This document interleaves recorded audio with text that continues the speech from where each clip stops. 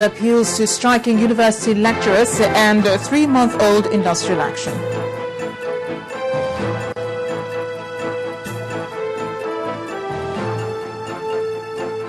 Edo State Governor Adams Oshomole signs into law a bill making kidnapping punishable by death.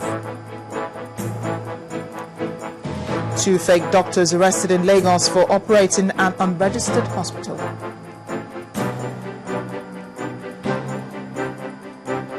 And suicide attack on a cafe in Somalia leaves 16 people dead.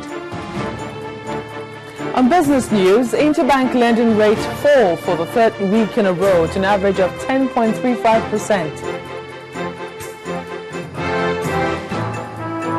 And the sports news, Nigeria's Golden Eagles show class at the ongoing FIFA Under-17 World Cup in the United Arab Emirates.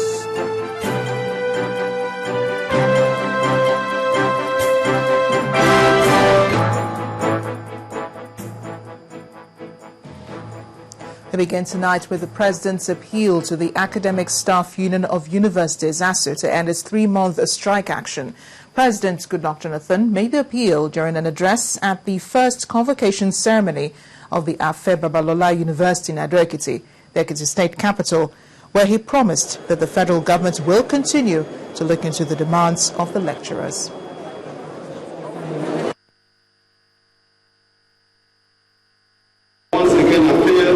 The entire membership of the Academic Staff Union of Universities to cause and ponder adverse effects of their action on the future of the vibrant youth of this great nation. The collective destiny of tens of thousands of tomorrow's leaders should not be held hostage to the vagaries of labor disputes, which, as long as we are human, as long as we are a developing society, these labor disputes must come up.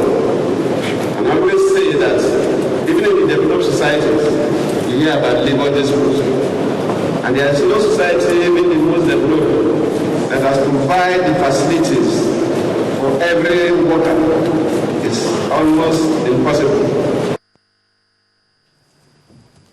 Well, President Goodluck Jonathan was also in neighboring Ondo State, where he promised Nigerians reasonably stable electricity by the middle of next year. The president made this pledge at the official commissioning of the 500 megawatts Omotosho 2 power station in the state. As I said at the handover of the PSCN assets last month, things can only get better. We cannot go back again. Whenever I'm asked about power, what are you generating? I used to tell people that don't forget about installed capacity, forget about what we are generating.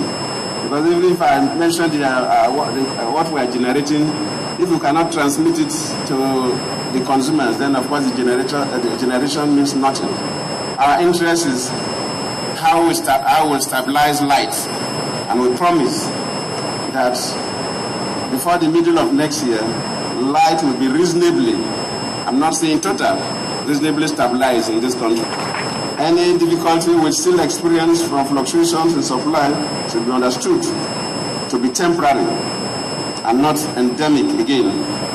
We can all look forward with confidence to a better time very, very soon, as we have seen in the telecommunication and banking sectors of our economy. I would like to reassure all PSCN workers, my dear labor leaders, that are here to receive their full severance package. Of course, you have also listened to the minister.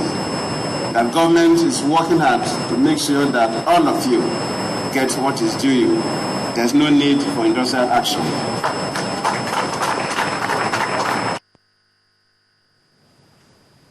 President Goodluck Jonathan in Ondo State. Now, to other stories, the death penalty now awaits anyone who engages in kidnapping in Edo State.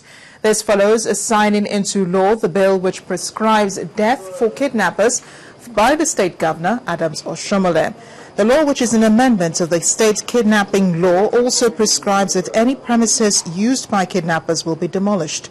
While signing the document in Benin City, Governor Oshomole explained that the death penalty applies to acts of kidnapping generally, whether it involves murder or not.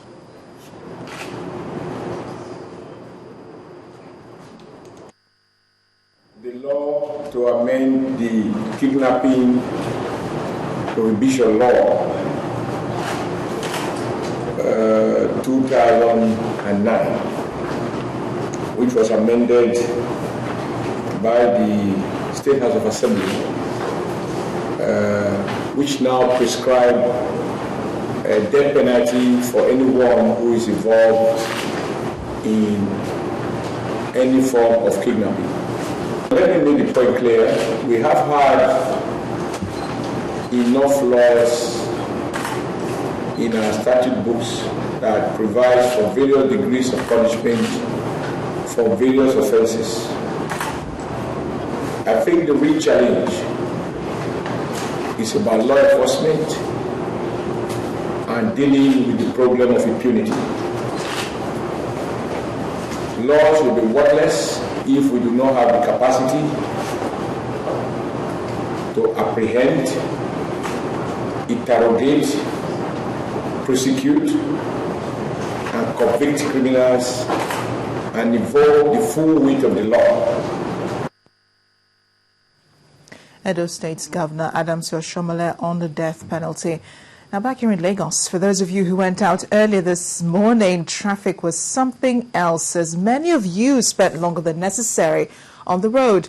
While some stuck in the Lagos-Ibadan Expressway, attributed the gridlock to the minor rehabilitation work taking place on the road. Some say there's a big carriage vehicles that often break down. Whatever the cause, spending more than 3 hours between the Lagos State Secretariat, Alausa to the Mowe-Bafo axis of the expressway sure put a damper on your day. Our correspondent Victor Matthias tells your story. They spent long hours trying to get to one location from the other. Traffic is not new to commuters on this ever-busy road, as it's been going on for weeks. But this is more than what they bargained for. Up till Friday evening, this turn, which takes you back to Berger bus stop, had a huge pothole, which was also a major headache to commuters, but that was fixed earlier in the day, which contributed to this gridlock.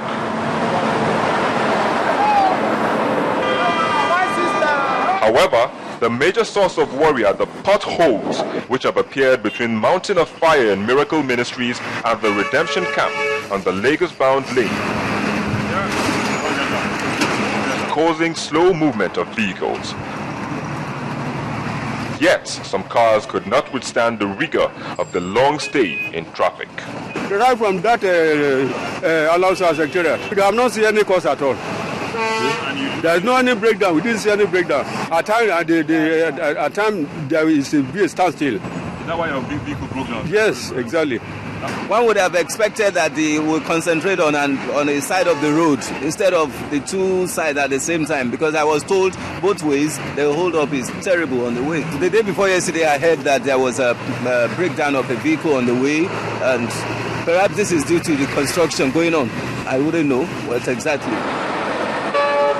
The 127-kilometer expressway traverses 3 southwestern states of Lagos, Ogun, and Oyo. It commences at Ojota Interchange through Shagamu Junction, Ogere, and terminates at Ojo in Ibadan. When it's not causing traffic, at some point on this expressway, the bad portions lead to frequent accidents and loss of lives. This is the busy outward bound of the Lagos-Ibadan Expressway, and it has been like this since 10 a.m. Well, while trucks like this one passing right behind me has been attributed as one of the causes of this gridlock, potholes equally have been attributed to such gridlock. And the federal government has actually awarded the contract of this express road. The construction is said to be minor, and now one seems to wonder what kind of gridlock will be on this road when major works starts. From the Lagos-Ibadan Expressway, Victor Matthias reporting for Channels Television News. Well, it really wasn't funny this morning, but staying with the state of our roads, crash barriers are meant to serve as safety measures on our roads, especially on bridges, to prevent vehicles plunging into water. But when they're not there or totally damaged, where does that leave the commuters and motorists who ply these roads? In this next